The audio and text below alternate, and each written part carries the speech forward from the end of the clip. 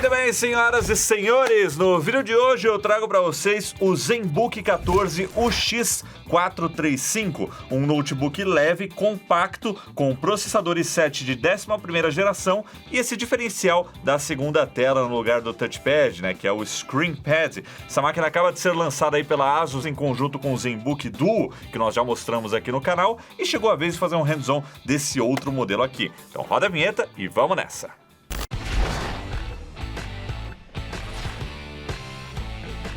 Pra gente começar esse vídeo, eu quero comentar um pouquinho sobre o lançamento do ZenBook 14. Ele foi lançado aí em abril em conjunto com o ZenBook Duo, que já tem vídeo aqui no canal. Só que o ZenBook Duo tem outra pegada, né? Uma outra categoria. Aqui nós temos um Ultrabook topo de linha mais tradicional, que tem aí um i7 de 11ª geração e ainda tenta trazer essa ideia da segunda tela, né? Do ScreenPad. Só que não é como o ZenBook Duo, que muda todo o design para a gente ter uma segunda tela com um tamanho bem grande, né? O tamanho do teclado. Aqui não, a gente está reaproveitando o touchpad e colocando uma tela ali com algumas funções adicionais que eu vou comentar nesse vídeo daqui a pouco. E isso, né? Essa ideia de acrescentar sem ter um retrabalho no design do produto, mantém ele no mesmo preço aí da concorrência, né? Da categoria. E esse modelo aqui, o X435, ele chega custando R$10.500. A ASUS destaca o preço à vista, né? Mas o a prazo é R$10.500. Então ele chega concorrendo aí com máquinas como o XPS 13 da Dell, que também fica nessa faixa de preço, né? O XPS aí você encontra custando de 10 a 11.200 até 12.000 aí dependendo da configuração e dependendo também de onde você compra, né? Que é o preço oficial na loja da ASUS. Então esse é o preço aí, essas são as informações aí sobre o lançamento dessa máquina e vamos começar a comentar um pouquinho aí sobre ele, né? Vamos ao hands-on. Então vamos começar falando sobre o design. Na tampa nós vemos aí os círculos concêntricos, né? Um design tradicional aí da ASUS, especialmente nos ZenBooks. Um acabamento que parece, né? Olhando assim, um aço escovado, um alumínio, mas eu acho que é plástico. Isso aqui eu acho que tá com cara de ser plástico, não me parece ser alumínio. O corpo dele eu tenho certeza que é plástico, porém a tampa eu não encontrei informação em nenhum lugar, então até que me corrijam, é plástico para mim. Nós temos aqui na lateral esquerda o conector HDMI e duas portas Thunderbolt 4. Essas portas Thunderbolt 4 elas também servem como USB tipo C e também são a fonte de carregamento desse notebook, né? Então você tem aí na caixa também o carregador que já tá virando um padrão aí da ASUS, que é esse carregadorzinho aqui quadradinho com a ponta USB tipo C. No caso aqui nós temos um carregador que, deixa eu conferir aqui para não falar besteira para vocês, é um carregador aí de 65 watts. Ele tem um módulo de 15 watts também, tem um módulo de 65 watts, e eu tô achando muito legal que finalmente o padrão de recarga dos notebooks está caminhando para ser USB tipo C, porque aí você pode usar em outros gadgets também que você tem, ou smartphones, né, quando tem uma porta USB tipo C, quando não é um iPhone no caso, né. E do outro lado nós temos uma porta USB, é uma USB 3.2 Gen 1, ou seja, USB 3.0 aí com banda de 5 GB, apesar de não ser azul, ela é 3.0, conector P2 unificado para fone de ouvido e também microfone e o leitor de cartão microSD para você ler cartão microSD ou também trabalhar aí com uma expansão de memória, além dos 512 GB que a gente já tem de armazenamento interno nessa máquina. E aqui na parte de baixo nós temos os dois alto-falantes, né? Tem os dois speakers aqui dos lados, então ele continua para o som usando aquela técnica de mandar o som para baixo para rebater na superfície e é isso, né? Nós temos aqui a ventilação só e o acabamento dessa base aqui também é plástico. Tem aqui a certificação da Anatel. E a última coisa para comentar aqui sobre o design é que nós temos também o sistema ErgoLift dos ZenBooks, né? Que quando a gente abre aqui a tampinha, ele eleva um pouquinho aqui do lado para te dar um pouquinho mais de ergonomia, também ajudar aí no resfriamento, né?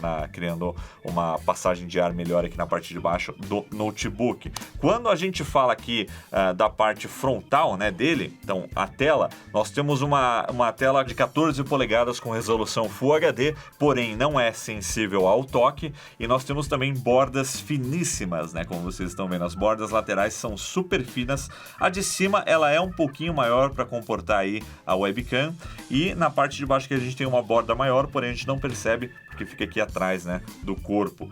Então tá aí, em termos de tela, um excelente aproveitamento, né? Bordas que quase não existem.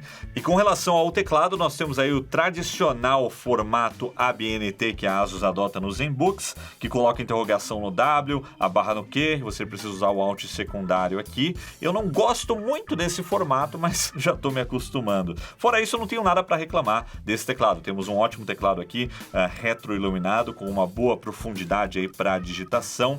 E apesar da gente ter aí todo o corpo de plástico, conforme você está digitando, você tem um feedback bacana, né? Apesar de que se você forçar um pouquinho, ele afunda, né? Porque aqui é plástico. Mas na hora de digitar no dia a dia, não chegou a me incomodar. Gosto muito da solução da ASUS que eles têm adotado para teclas multimídia, né? Então você pode travar. Então por padrão aqui você está controlando aqui, por exemplo, o brilho, né? Aí se você apertar aqui função ESC, aí você passa a controlar as teclas F, de F1 a F12. Mas uma coisa que eu acho legal é que, mesmo travado aqui, ó, para usar a tecla de função, no caso aqui o brilho, se eu aperto Alt, o sistema entende que eu vou ativar alguma tecla de função e não o brilho. E aí ele ativa automaticamente a função F, mesmo estando pré-configurado para o brilho aqui, por exemplo, né? Então é um comportamento bacana e automático que eu acho bem legal, né? E o grande destaque dessa máquina é realmente o que nós temos aqui, ó, o touchpad, né? Que é o screen pad, como vocês estão vendo aí, que agora, né, tá meio apagado aqui os ícones porque ele está no modo touchpad mesmo. Se eu apertar o xizinho aqui, ó, ele entra no modo screen pad com algumas funções inteligentes, mas isso eu vou mostrar para vocês daqui a pouco, né? Tem uma parte do vídeo aqui que eu vou falar só sobre essa telinha e as vantagens que ela traz aí no uso. Agora eu quero falar um pouquinho para vocês sobre as configurações desse modelo. Lembrando que ele custa aí R$10.500 e traz um i7 de 11ª geração. Mas o que mais ele traz aqui, né? Então vamos abrir aqui o gerenciador de tarefas para dar uma olhadinha nas especificações técnicas desse modelo aqui. Então olha aí, o i7 é o 1165G7, que é o mesmo i7 de 11ª geração que está no ZenBook Duo, que eu mostrei no outro vídeo. Então todos aqueles benchmarks, aquelas melhorias em relação à 10ª geração, né, em relação à geração anterior, também se aplicam para essa máquina aqui. Acho que a principal diferença é que ela não tem uma GPU dedicada. Então nós não temos uma GeForce da série MX, apenas a Intel Iris Xe, né, a Xe, que também dá um salto bacana de desempenho. E eu não vou mostrar nesse vídeo aqui esse salto de desempenho, porque não é a proposta dele, é mais um hands-on aí passando por cima. Então se você quiser ter uma ideia, né, do potencial dessa CPU e dessa GPU, dá uma olhadinha lá no vídeo do ZenBook Duo, porque é o mesmo hardware. Lá eu tive bastante tempo para testar, para rodar os benchmarks, e deve ser a mesma experiência no caso aqui do UX435. Então vou deixar o link aí na descrição, deem uma olhadinha. Então CPU e GPU são iguais, a memória também roda na mesma frequência que a gente viu lá, né, acima dos 4.000 MHz, finalmente, 4.267 MHz, 8 GB de memória RAM, e o SSD que nós temos aqui é um SSD de 512 GB, né? Então nós temos aí o Intel SSD PE-KNW512G8, um SSD NVMe que traz um desempenho bacana também. Então essas são as especificações técnicas, né? O hardware do ZenBook UX435, e é o que as máquinas estão adotando, os ultrabooks de alto desempenho estão adotando nesse ano. É o Intel i7 1165G7. O que dá para fazer com esse hardware aqui? Como eu já mostrei no outro vídeo, dá para você editar vídeos em 4K numa boa, rodando, por exemplo, Adobe Premiere, dá para trabalhar com Photoshop, dá para trabalhar com streaming de vídeos, você consegue transmitir lives em 1080p com 2 câmeras para até 3 sinais, né, ao mesmo tempo, numa boa. São coisas que a gente já testou aqui no estúdio, né, nesse processador.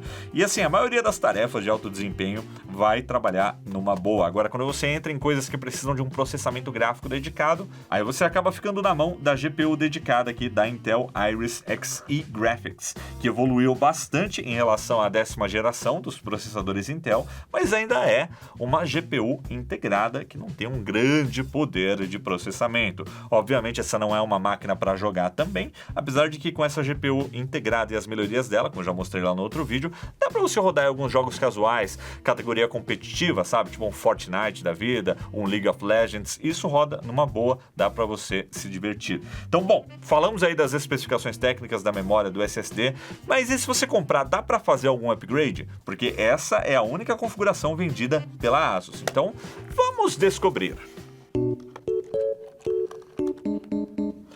Agora sim, tá aí o... Ó, que bonito, hein? Fizeram um bagulho de alumínio aqui, ó. Eu nunca vi um dissipador tão bonito dentro de um notebook, ó. Reflexo bacana, parece traseiro de smartphone de 2020 aí, ó. Porra, tô surpreso. Então vamos lá, vamos ver o que a gente tem aqui. Então a bateria ocupa a maior parte do espaço, né? Do nosso UX435, uma bateria de 63 watts-hora, bateria de 5.260 mAh, 13.35 volts. Nós temos as caixas de som aqui do lado, então são speakers Harman Kardon, então um de cada lado aqui. Nós temos o SSD NVMe, aparentemente a tampa aqui ela é usada para dissipação do calor, é isso? Nós temos que parece ser um adesivo térmico aqui, tipo aquele chicletinho, né, que vem às vezes, então ajuda aí a fazer uma dissipação.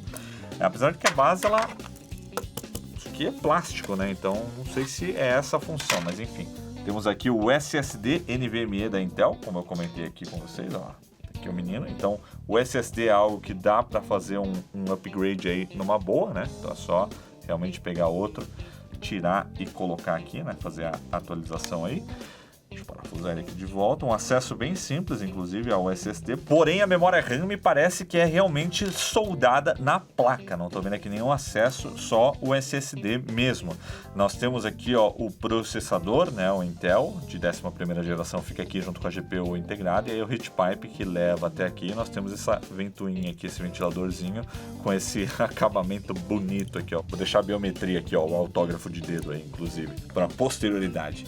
E eu acho que é isso, né?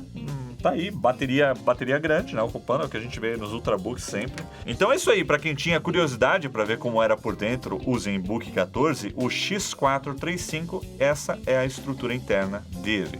Então metade do Ultrabook é bateria e a outra metade dividida entre o dissipador de calor e a placa-mãe, né? Com todos os componentes aí e apenas o SSD que pode ser feito um upgrade. Então vamos montar de volta.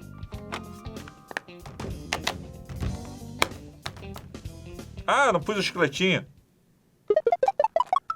Então vamos agora falar sobre o diferencial do ZenBook 14, que é o ScreenPad, esse touchpad 16:9, que também serve como uma tela aí com funções adicionais, né, como vocês estão vendo aqui. A primeira coisa que eu quero citar é que nessa posição aqui, como a ScreenPad do ZenBook Duo, a gente também sofre com reflexos de luz. Aqui no estúdio, por exemplo, né, eu tenho uma luz vindo da mesma direção da câmera aqui de cima, então, ó, o ideal seria ficar assim, né, inclinado um pouquinho, senão dá um glare. A tela é fosca, ajuda a evitar esses reflexos, mas eles existem. Então, para ajudar aqui, ó, vou pegar minha base aqui, vou usar ela para poder mostrar um pouquinho melhor aqui para vocês. Então, olha aí, colocando aqui na base, eliminamos o reflexo. Lembrando que aqui é uma situação atípica, né? Que a câmera está no teto e a luz também está no teto. Obviamente vai refletir direto na câmera. Precisamos de uma angulação aí para mostrar um pouquinho melhor.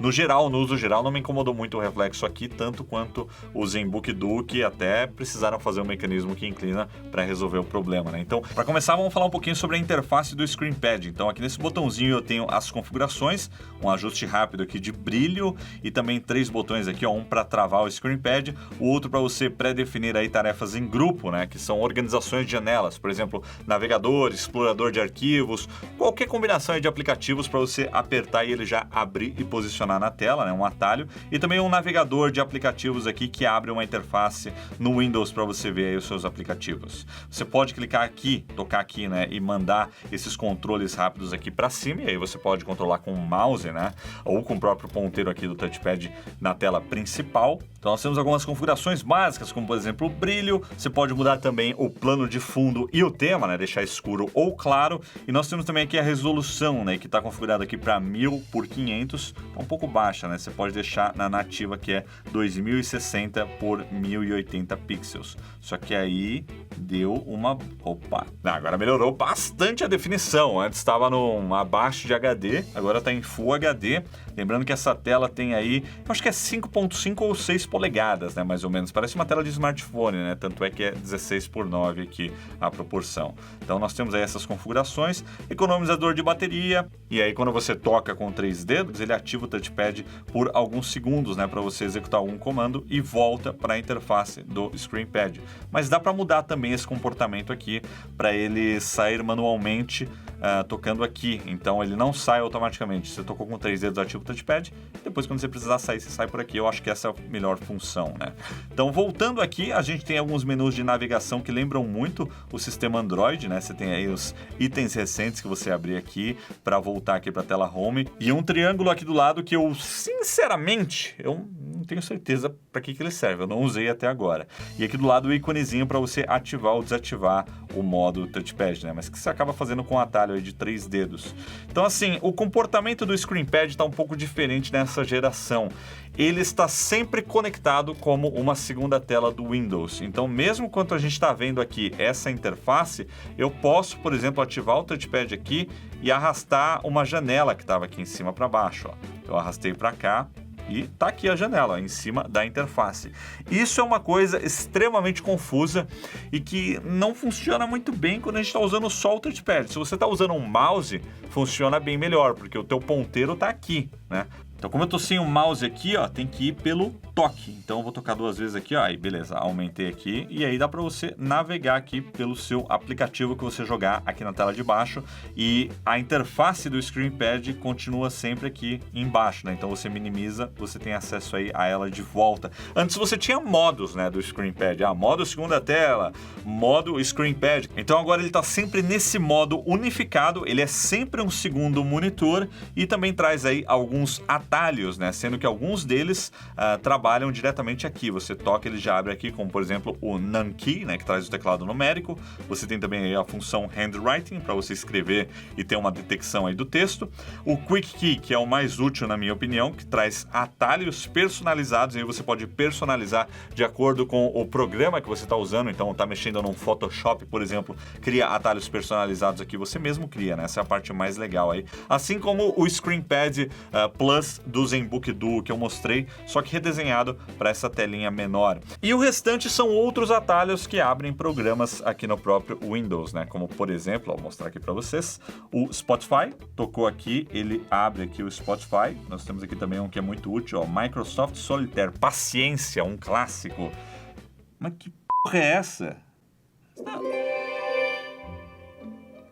Que isso? Tem até microtransações no bagulho? Não, isso não é meu paciência.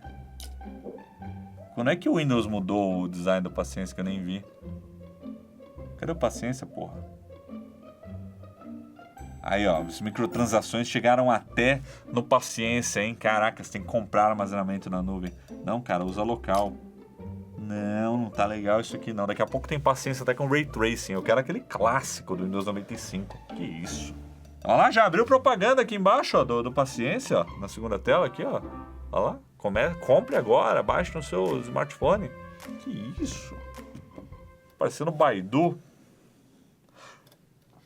No começo, essa navegação do ScreenPad é um pouco confusa até você entender que você tem uma tela sensível ao toque com o seu aplicativo aqui embaixo e aí tocando com 3 dedos, né, naquele modo que eu ativei, você ativa o touchpad para navegar aí na tela de cima. É algo que traz muito mais praticidade e funcionalidade quando você trabalha com um mouse e aí você tem essa segunda tela. Se não, eu não sei, vai ser um uso bem específico aí no dia a dia, usando apenas o touchpad, né, porque você vai ter que ficar alternando. A hora eu tô mexendo aqui, aí toca com 3 dedos, aí você está mexendo aqui em cima no mouse e tudo mais. Talvez se tivesse uma tela touch em cima fosse mais prático, né? Mas esse modelo não tem. Então tá aí, esse é o ScreenPad. Agora é um desafio, hein? Como é que eu jogo essa tela para cima sem o mouse? Será que esse botão aqui faz? Não, esse aqui só joga a configuração para cima. Agora eu consigo trazer ela para baixo, eu tenho que ativar o touchpad e descer ela aqui. E abrir outra coisa aqui. Não vai, não tem inércia. Se eu ativar o touchpad, eu não consigo clicar nela e eu não consigo jogar pra... Não vai. E aí? Faltou aquele atalhozinho que tem no ZenBook Duo, de você pegar aqui, já aparece um ícone para você soltar em cima e ir para a tela de cima. Ficou preso aqui até, não sei como tirar. Talvez se eu usar o Windows setinha, vamos ver aqui, ó. Pera aí. Aê! Algumas coisas ainda dão para melhorar, hein? E aqui, por fim, ó, a configuração de vídeo do Windows mostra aí com uma segunda tela, o ScreenPad, né? No caso, com a resolução um pouquinho maior que é o Full HD Plus. Aquela resolução de 1000x500, ela pode ser melhor caso você precise deixar os elementos maiores, né? Na hora que você arrasta, por exemplo, a janela do navegador, você quer ter um zoom já sem mexer no scaling do Windows, deixa a resolução um pouco mais baixa, que os itens vão ficar maiores. E é isso, isso foi um pouquinho aí sobre o ScreenPad 2.0 aqui do ZenBook 14. No geral, assim, é um segundo monitor com alguns atalhos aí, alguns programinhas que rodam nativamente. Uma experiência que é um pouco confusa no começo, mas depois que você entende um pouco o uso, é uma experiência bacana. Porém, para mim, muito melhor quando você trabalha com um mouse e o teclado. Eu falo isso desde do primeiro ScreenPad que eu testei, né? O primeiro ZenBook que tinha o ScreenPad. Quando você usa só ele, é meio confuso. Quando você está com o mouse, é uma experiência muito legal, porque ele fica como um segundo monitor full time. E aí é de cada um, né? Você tem um uso para um segundo monitor integrado no próprio notebook. Sei lá, de repente você mexe aí com day trading, você precisa ficar monitorando aí uma criptomoeda, que nem eu que estou de olho no Ethereum aí todo dia, deixa o gráfico aqui passando o dia todo e fica olhando aí, né? A melhor hora de fazer a compra, fazer a venda. Ou se quer assistir algum vídeo enquanto você está trabalhando, põe o vídeo para rodar aí na segunda tela. Como o ZenBook Duo é um investimento que você precisa saber o que é, não é algo que vai te trazer um benefício automaticamente. Você precisa querer consumir algum conteúdo nessa segunda tela, porque passivamente vai ser só um gimmick. Talvez os atalhos ajudem bastante aí nos programas, né? No Quick Key aqui que traz essa janelinha, né? Com os atalhos adicionais. Mas de resto, você vai ter que querer colocar um conteúdo e tirar um proveito disso para você tirar uma vantagem dessa função aqui. Se você souber usar, vai ser muito bom, vai ser uma mão na roda. Mas se você não souber usar, talvez não tenha por que investir numa máquina que traz esse recurso como um grande diferencial. Outras duas coisas que eu não falei ainda aqui, só para citar nesse vídeo. O som dele é um som bacana, não é um som muito alto, porém é um som bem balanceado, digamos assim. Tem graves fortes, agudos bacanas também, né? Mas o volume não é muito alto. E a bateria, a ASUS promete até 12 horas de duração. Então vamos considerar metade disso. Eu não pude testar, mas pela minha experiência, considera aí 6 horas você vai tirar com tranquilidade num uso leve. Num uso intenso, a gente sabe que não costuma passar de 2 a 3 horas nessa categoria de produto com o processador aí Intel. Então se você abrir um joguinho, por exemplo, 2 horas e meia, não vai passar muito disso. Claro que resultados de bateria variam, né, de acordo com a pessoa, mas esses Ultrabooks costumam oferecer a melhor experiência de baterias em máquinas Windows, e aqui deve ser uma experiência assim, eu acho que você deve alcançar essas 12 horas no uso leve. Porém, nunca considero que o fabricante promete, porque é condições tipo brilho da tela no mínimo, segunda tela desligada, rodando um streaming, enfim. E esse é o ZenBook 14, o X435. E aí? 9.500 é a vez, R$10.500 nele. Como é que ele está em relação à concorrência? Eu quero comparar com dois modelos aqui. Dell XPS 13, numa configuração muito parecida, mesmo processador, o dobro de memória RAM, numa frequência um pouquinho mais baixa, mas o dobro de memória, com o dobro de SSD também, tela 4K sensível ao toque. Então é R$700 mais caro, mas traz uma tela touch 4K, o dobro de memória RAM e o dobro de SSD, porém não tem aí o ScreenPad. E um outro concorrente para a gente comparar que acabou de chegar no mercado é o Yoga 7i da Lenovo, que aí é um 2 em 1, né? A Lenovo é sempre muito loucona, faz aqueles híbridos que dobram, tipo o 910 que eu tinha, que eu mostrei aqui no canal.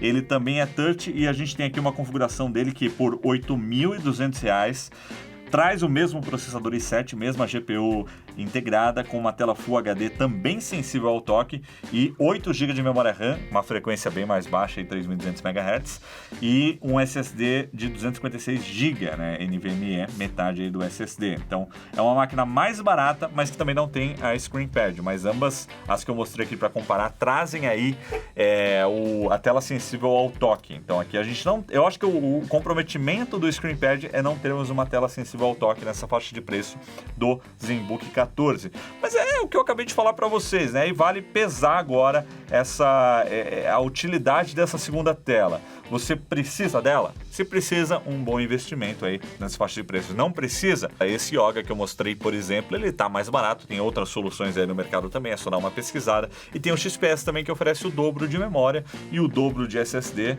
pagando um pouquinho a mais, né? A gente já tá nessa faixa de preço aí meio complicado. Então, a única razão para realmente indicar esse ZenBook aqui, frente à concorrência, é se você precisa dessa segunda tela, se ela vai ter uma utilidade para você. Se não tiver, não tô vendo muito porquê. Tem outras soluções aí da ASUS que não trazem a tela com custo-benefício melhor. Então é isso aí, pessoal. Esse foi o meu hands-on aqui do ZenBook 14, o X435 com a segunda tela no touchpad. Comentem aí o que vocês acham dessa ideia. Eu acho bacana que não compromete o design, apenas acrescenta uma segunda tela no formato que a gente já conhece, porém tem um custo, como eu acabei de comentar, né? Mas comenta aí para que você usaria essa segunda tela, ou se você acha que é besteira também, escreve aí que eu quero saber. E deixa o seu like também se você gostou desse vídeo, e mais informações do produto, como sempre, você encontra aí na descrição. Eu vou ficando por aqui e a gente se vê em breve. Valeu, galera, e até a próxima!